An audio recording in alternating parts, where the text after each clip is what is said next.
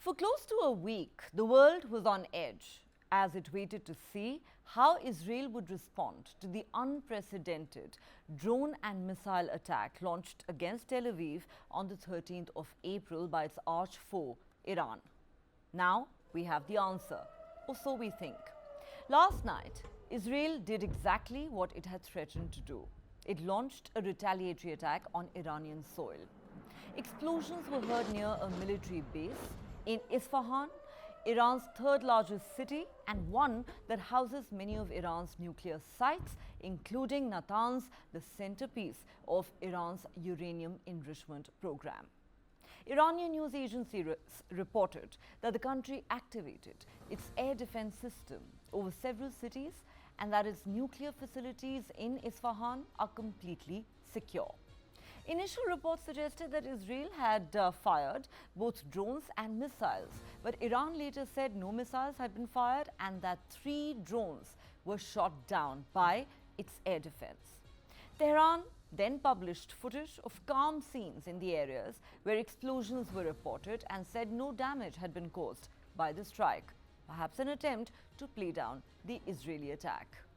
The UN nuclear watchdog too confirmed that no Iranian nuclear sites were damaged. Tehran's Imam Khomeini International Airport was closed to all flights for a few hours before operations resumed. Some international flights that were overflying Iran had to make sudden sharp turns away from the airspace.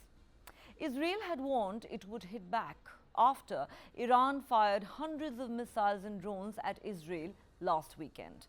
Most of those were intercepted. The Israeli government has not commented on this strike, just as it maintained a studied silence on the attack targeting the Iranian embassy in Syria, which Iran blames on Tel Aviv. While the two adversaries have had decades of hostilities and a shadow war, including multiple covert operations targeting each other's interests, this is the first time that the world is witnessing a direct conflict and military engagement between the two sides. And what we are seeing is a tit-for-tat cycle of attacks and counterattacks that began on the 1st of April when a suspected Israeli airstrike on the Iranian diplomatic compound in Syria left 7 Iranian officers, including 2 top IRGC commanders, dead. Iran vowed revenge and launched its own retaliatory attack last weekend. The international community has appealed for calm and restraint yet again, with US Secretary of State Antony Blinken saying the G7 countries are committed to de-escalating tensions between Israel and Iran. The fear is that if Iran retaliates a second time, it could all escalate into a wider regional conflict, one that could drag in and endanger the security of many Arab countries and would have consequences for the entire world. The Middle East is already embroiled in a 6-month-old war between Israel and Hamas in Gaza. For its part, the US claims that while it was given advance information about the Israeli strike on Iran, it did not green-light it, nor was it involved in the offensive in any way.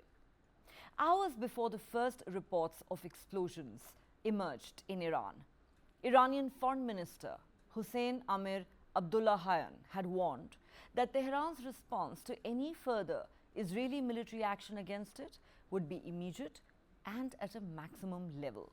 He said, if the Israeli regime commits the grave error once again, our response will be decisive, definitive and regretful for them. The question now is, what happens next? Are we going to see a further escalation of the conflict with more reprisals in the coming days? Or could this in fact be just the off-ramp that both Israel and Iran needed?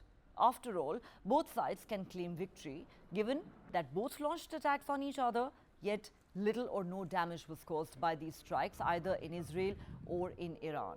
Both can claim that they have sent out a stern warning and message of deterrence to the other side, saying, don't do this again or else. Were these tit-for-tat strikes primarily about posturing and messaging? Can we expect the two foes to now call it quits, especially in the face of growing international pressure to stand down and not take their hostilities any further? Or is that too optimistic a view, given the cauldron of war and rising tensions in the Middle East.